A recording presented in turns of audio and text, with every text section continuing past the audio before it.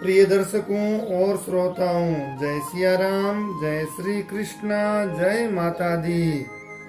माँ दुर्गा, जगदम्बा, माँ भवानी आदि शक्ति की जो कथा है वह मैं आपको प्रसंग वाइज अध्याय के रूप में बराबर नवरात्र में सुनाने का जो माँ दुर्गा की असीम अनुकंपा प्राप्ति का बहुत बड़ा साधन है और सभी देवी भक्तों को और नवरात्र करने वालों को विशेष रूप से इसे सुनना चाहिए। जी हाँ, माँ भवानी दुर्गा का सबसे पहले ध्यान करें। भगवान विष्णु के सो जाने पर मधु और केटव को मारने के लिए कमल जन्मा ब्रह्मा जी ने जिनका स्तवन किया था, उन महाकाली देवी का मैं ध्यान करता हूँ। वे अपने हाथों में 10 हाथों में खड्ग, चक्र, गदा, बाण, धनुष, परिघ, शूल, भुसुंडी, मस्तक और शंख धारण करती है। उनके 3 नेत्र हैं। वे समस्त अंगों में दिव्य आभूषणों से विभूषित हैं। उनके शरीर की कांति नीलमणि के समान। वे 10 मुख और 10 पैरों से युक्त है। इस प्रकार से माँ भगवती का सबसे पहले ध्यान करें। अब बात करते हैं कथा के आगे के प्रसंग की। तो मार्कंडेय जी बोले कि सूर्य के पुत्र सावर्णी के जो 8वें मनु कहे जाते हैं, उनकी उत्पत्ति की कथा विस्तार पूर्वक कहता हूँ, सुनो। सूर्य कुमार महाभाग सावर्णी भगवती महामाया की अनुग्रह से जिस प्रकार मनवंतर के स्वामी हुए वही प्रसंग सुनाता हूँ। पूर्व काल की बात है। स्वारो किशन मनवंतर में सूरत नाम के एक राजा थे जो चैत्र वंश में उत्पन्न हुए थे। उनका समस्त भूमंडल पर अधिकार था। वे प्रजा का अपने औरस पुत्रों की भांति धर्म पूर्वक पालन करते थे। तो भी उस समय कोला विध्वंसनी नाम के क्षत्रिय उनके शत्रु हो गए। राजा सूरत की दंड नीति बड़ी प्रबल थी। उनका शत्रुओं के साथ संग्राम हुआ। यद्यपि कोला विध्वंसी संख्या में कम थे, तो भी राजा सूरत युद्ध में उनसे परास्त हो गए। तब वे युद्ध भूमि से अपने नगर को लौट आए और केवल अपने देश के राजा होकर रहने लगे। समूची पृथ्वी से अब उनका अधिकार जाता रहा, किंतु वहां भी उन प्रबल शत्रुओं ने उस समय महाभाग राजा सूरत पर आक्रमण कर दिया। राजा का बल क्षीण हो चला था, इसलिए उनके दुष्ट बलवान और दुरात्मा मंत्रियों ने वहां उनकी राजधानी में भी राजकीय सेना और खजाने को हथिया लिया। सूरत का प्रभुत्व नष्ट हो चुका था, इसलिए वे शिकार खेलने के बहाने घोड़े पर सवार हो वहां से अकेले ही घने जंगल में चले गए। वहां उन्होंने विप्रवर मेधा मुनि का आश्रम देखा, जहाँ कितने ही हिंसक जीव अपनी स्वाभाविक हिंसा वृत्ति को छोड़कर परम शांत स्वभाव से रहते थे। मुनि के बहुत से शिष्य उस वन की शोभा बढ़ा रहे थे। वहां जाने पर मुनि ने उनका सत्कार किया। वे उन मुनि श्रेष्ठ के आश्रम पर इधर उधर विचरते हुए कुछ काल तक रहे। फिर ममता के आकृष्ट चित्त होकर वहां इस प्रकार चिंता करने लगे कि पूर्व काल में मेरे पूर्वजों ने जिसका पालन किया था वही नगर आज मुझसे रहित है। पता नहीं मेरे दुराचारी भृत्यगण उनकी धर्म पूर्वक रक्षा करते हैं या नहीं करते। जो सदा मद की वर्षा करने वाला और सूरवीर था, वह मेरा प्रधान हाथी अब शत्रुओं के अधीन होकर न जाने किन भोगों को भोगता होगा। जो लोग मेरी कृपा, धन और भोजन पाने सदा मेरे पीछे पीछे चलते थे, वे निश्चय ही अब दूसरे राजाओं का अनुसरण करते होंगे। उन अपविवी लोगों के द्वारा सदा खर्च होते रहने के कारण अत्यंत कष्ट से जमा किया हुआ मेरा वह खजाना खाली हो जाएगा। ये तथा और भी कई बातें राजा सूरत निरंतर सोचते रहते थे। एक दिन उन्होंने वहां विप्रवर मेधा के आश्रम के निकट एक वेश्य को देखा और उससे पूछा, भाई तुम कौन हो? यहाँ तुम्हारे आने का क्या कारण है? तुम क्यों शोकग्रस्त और अनमने से दिखाई देते हो? राजा सूरत का यह प्रेम पूर्वक कहा हुआ वचन सुनकर वेश्य ने विनीत भाव से उनको प्रणाम करके कहा। वेश्य बोलता है कि राजन, मैं धनवान कुल में उत्पन्न एक वेश्य हूँ। मेरा नाम समाधि है और मेरे दुष्ट स्त्री पुत्रों ने धन के लोभ से मुझे घर से बाहर निकाल दिया है। मैं इस समय धन, स्त्री और पुत्रों से वंचित हूँ। मेरे विश्वसनीय बंधुओं ने मेरा ही धन लेकर मुझे दूर कर दिया है, इसलिए दुखी होकर मैं वन से चला आया हूँ और यहाँ रहकर मैं इस बात को नहीं जानता कि मेरे पुत्रों की, स्त्री की, स्वजनों की कुशलता है या नहीं है। इस समय घर में वे कुशल रहते हैं अथवा उन्हें कोई कष्ट है। वे मेरे पुत्र कैसे हैं? क्या वे सदाचारी हैं अथवा दुराचारी हो गए हैं? राजा ने पूछा, जिन लोभी स्त्री, पुत्र आदि ने धन के कारण तुम्हें घर से निकाल दिया, उनके प्रति तुम्हारे चित्त में, तुम्हारे मन में इतना स्नेह का बंधन क्यों है? वेश्य बोला, आप मेरे विषय में जैसी बात कहते हैं वह सब ठीक है, किंतु क्या करूं, मेरा मन निष्ठुरता नहीं धारण करता। जिन्होंने धन के लोभ में पड़कर पिता के प्रति स्नेह, पति के प्रति प्रेम तथा आत्मीय जन के प्रति अनुराग को तिलांजलि दे मुझे घर से निकाल दिया है, उन्हीं के प्रति मेरे हृदय में इतना स्नेह है। महामते, गुणहीन बंधुओं के प्रति जो भी मेरा चित्त इस प्रकार प्रेम मग्न हो रहा है, यह क्या है? इस बात को मैं जानकर भी नहीं जान पाता। उनके लिए मैं लंबी लंबी सांसें ले रहा हूँ। मेरा हृदय अत्यंत दुखित हो रहा है। उन लोगों में प्रेम का सर्वथा अभाव है, तो भी उनके प्रति जो मेरा मन निष्ठुर नहीं हो पाता, इसलिए मैं क्या करूं?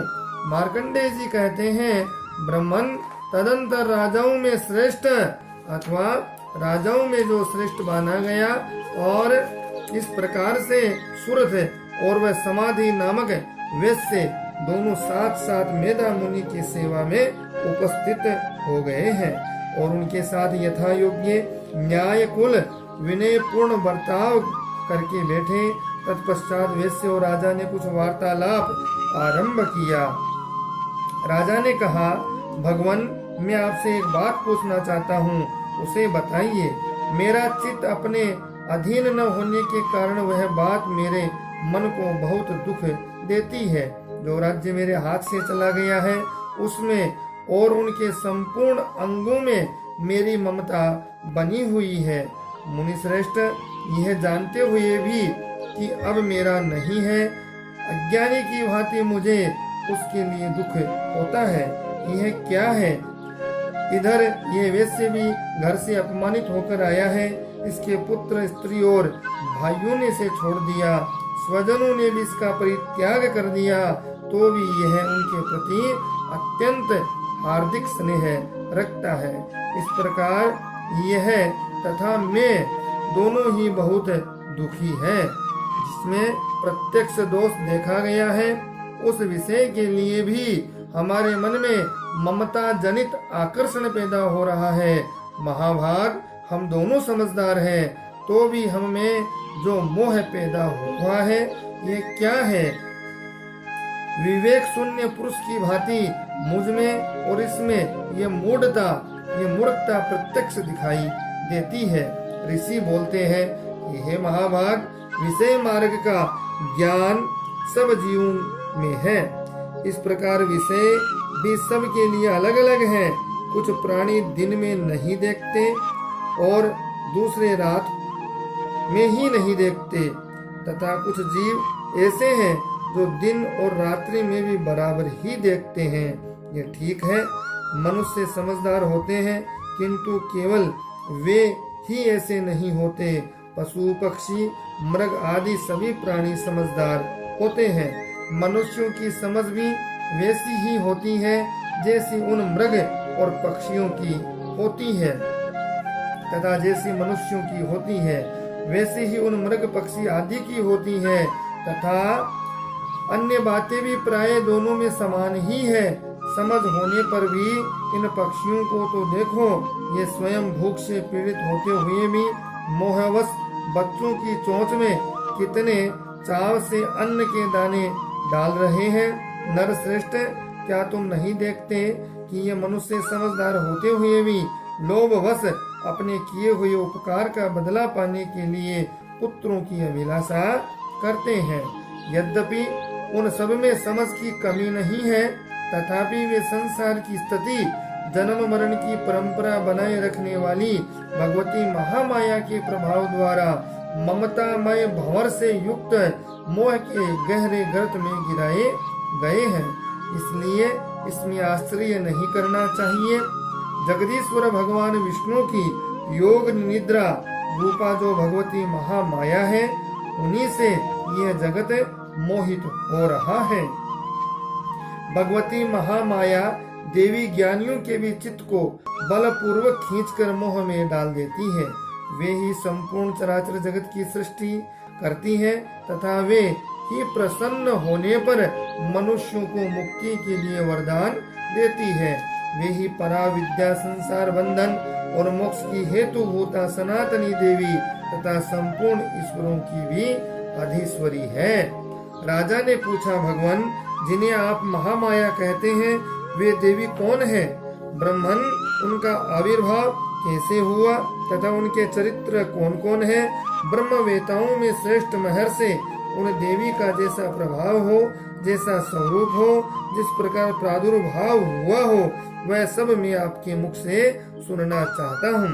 ऋषि बोलते हैं, राजन, वास्तव में तो वे देवी नित्य स्वरूपा ही है।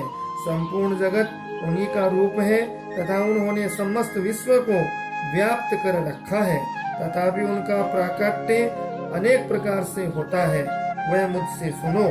यद्यपि वे नित्य और अजन्मा है, तथापि जब देवताओं का कार्य सिद्ध करने के लिए प्रकट होती है, उस समय लोक में उत्पन्न हुई कहलाती हैं। कल्प के अंत में जब संपूर्ण जगत एकांव में निमग्न हो रहा था और सबके प्रभु भगवान विष्णु शेषनाग की सैया बिछाकर योग निद्रा का आश्रय लेकर सो रहे थे, उस समय उनके कानों के मेल से दो भयंकर असुर उत्पन्न हुए, जो मधु और केटव के नाम से विख्यात थे। वे दोनों ब्रह्मा जी का वध करने को तैयार हो गए।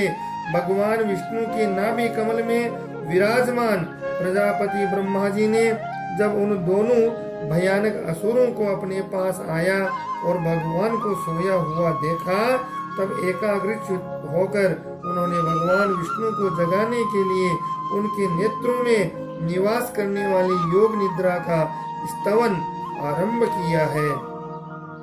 जो इस विश्व की अधीश्वरी, जगत को धारण करने वाली, संसार का पालन संहार करने वाली तेज स्वरूप भगवान विष्णु की अनुपम शक्ति है, उन्हीं भगवती निद्रा देवी की भगवान ब्रह्मा स्तुति करने लगे। ब्रह्मा जी ने कहा, ब्रह्मा जी कहते हैं कि देवी, तुम्ही स्वहा, तुम्ही स्वधा, तुम्ही वसटकार हो, स्वर भी तुम्हारे ही स्वरूप है, तुम्ही जीवन दायिनी सुधा हो। नित्य अक्षर प्रणव ओंकार, ओंकार मकार, इन तीन मात्राओं के रूप में तुम्ही स्थित हो। इन तीन मात्राओं के अतिरिक्त जो बिंदु रूपा नित्य अर्ध मात्रा, जिसका विशेष रूप से उच्चारण नहीं किया जा सकता, वह भी तुम ही हो। देवी, तुम संध्या सावित्री परम जननी हो। देवी, तुम इस विश्व ब्रह्मांड को धारण करने वाली हो। तुमसे ही जगत की सृष्टि होती है, तुम्ही से इसका पालन होता है। सदा तुम्ही कल्प के अंत में सबको अपना ग्रास बना लेती हो। जगन्मयी देवी, इस जगत की उत्पत्ति के समय तुम सृष्टि रूपा हो, पालन काल में स्तुति रूपा हो तथा कल्पांत के समय संहार रूप धारण करने वाली हो। तुम्ही महाविद्या, महामाया, महामेधा, महास्मृति, महामोह रूपा महादेवी और महासुरी हो। तुम ही 3 गुणों को उत्पन्न करने वाली सबकी प्रकृति हो। ब्रह्मा जी स्तुति कर रहे हैं कि भयंकर काल रात्रि, महारात्रि, मोहरात्रि भी तुम ही हो। तुम ही श्री, तुम ही ईश्वरी, तुम ही ह्रीम और तुम ही बोध स्वरूपा बुद्धि हो। लज्जा, पुष्टि, तुष्टि, शांति, क्षमा भी तुम ही हो। तुम ही खड्ग धारणी, शूल धारणी, घोर रूपा तथा गदा, चक्र, शंख, धनुष धारण करने वाली हो। बाण, भुसुंडी और परिघ ये भी तुम्हारे अस्त्र हैं। तुम सौम्य और सौम्यतर हो। इतना ही नहीं, जितने भी सौम्य एवं सुंदर पदार्थ हैं उन सब की अपेक्षा तुम अत्यधिक सुंदरी हो। पर और अपर, सबसे परे रहने वाली परमेश्वरी तुम ही हो। सर्व स्वरूपे देवी, कहीं भी सत असत रूप जो कुछ वस्तुएं हैं उन सब की जो शक्ति है वह भी तुम ही हो। ऐसी अवस्था में तुम्हारी स्तुति क्या हो सकती है? जो इस जगत की सृष्टि, पालन और संहार करते हैं उन भगवान को भी जब तुमने निद्रा के अधीन कर दिया तब तुम्हारी स्तुति करने में यहाँ कौन समर्थ हो सकता है? मुझको, भगवान शंकर को तथा भगवान विष्णु को भी तुमने ही शरीर धारण कराया है, अतः तुम्हारी स्तुति करने की शक्ति किसमें है? देवी, तुम तो अपने इन उदार प्रभावों से ही प्रशंसित हो। ये जो दोनों दुधर्ष असुर मधु और केटव हैं, इनको मोह में डाल दो। जगदीश्वर भगवान विष्णु को शीघ्र ही जगा दो। साथ ही इनके भीतर इन दोनों महान असुरों को मार डालने की बुद्धि उत्पन्न करो। ऋषि कहते हैं, राजन, जब ब्रह्मा जी ने वहाँ मधु और केटव को मारने के उद्देश्य से भगवान विष्णु को जगाने के लिए तमोगुण की अधिष्ठात्री देवी योग निद्रा की इस प्रकार स्तुति की, तब वे भगवान के नेत्र, मुख, नासिका, बाहु, हृदय और वक्ष स्थल से निकलकर अव्यक्ता जन्म ब्रह्मा जी की दृष्टि के समक्ष खड़ी हो गई। योग निद्रा में मुक्त होने पर जगत के स्वामी भगवान जनार्दन उस एकांडवे के जल में शेषनाग की सैया से जाग उठे। फिर उन्होंने उन दोनों असुरों को देखा। वे दुरात्मा मधु और केटव अत्यंत बलवान और पराक्रमी थे। क्रोध से लाल आंखें किए हुए ब्रह्मा जी को खा जाने के लिए उद्योग कर रहे थे। तब भगवान श्री हरि ने उठकर उन दोनों के साथ 5000 वर्षों तक केवल महायुद्ध किया। वे दोनों भी अत्यंत बल के कारण उन्मत्त हो रहे थे। इधर महामाया ने भी उन्हें मोह में डाल रखा था। इसलिए वे भगवान विष्णु से कहने लगे, हम तुम्हारी वीरता से संतुष्ट हैं, तुम हम लोगों से कोई वर मांगो। श्री भगवान बोलते हैं, यदि तुम दोनों मुझ पर प्रसन्न हो तो अब मेरे हाथ से मारे जाओ। बस इतना सा मैंने वर मांगा है, यहाँ दूसरे किसी वर से क्या लेना देना। ऋषि कहते हैं, इस प्रकार धोखे में आ जाने पर जब उन्होंने संपूर्ण जगत में जल ही जल देखा, तब कमल नयन भगवान से कहा, जहाँ पृथ्वी जल में डूबी हुई न हो, जहाँ सूखा स्थान हो, वहीं पर हमारा वध करो। ऋषि कहते हैं, तब तथास्तु कहकर शंख चक्र गदा धारण करने वाले भगवान ने उन दोनों के मस्तक अपनी जांग पर रखकर चक्र से काट डाले। इस प्रकार ये देवी महामाया ब्रह्मा जी की स्तुति करने पर स्वयं प्रकट हुई थी। अब पुनः तुमसे उनके प्रभाव का वर्णन मैं करता हूँ। अब यहीं पर जो मार्कंडेय पुराण के सावर्णी मनमंत्र की जो कथा है, मधु केटव वध का जो नाम का प्रथम अध्याय, पहला अध्याय यहीं पर विराम लेता है माँ भगवती की कथा का। अब द्वितीय दूसरे अध्याय की कथा आप अगले वीडियो में जरूर सुनेंगे। और इसी प्रकार से माँ भगवती की जगदम्बा का जो कथा है, यह नवरात्र में जरूर जरूर सुने। स्नेह प्रेम इसी प्रकार से देते रहें। वीडियो चैनल को लाइक शेयर सब्सक्राइब करें, साथ ही बेल आइकन को जरूर प्रेस करें, जिससे सबसे पहले आप तक यह प्रासंगिक सार गर्भित प्रमाणिक और शास्त्र सम्मत कथा और ज्योतिष आदि के कार्यक्रम समय पर पहुंच जाए। जय सिया राम, जय श्री कृष्णा।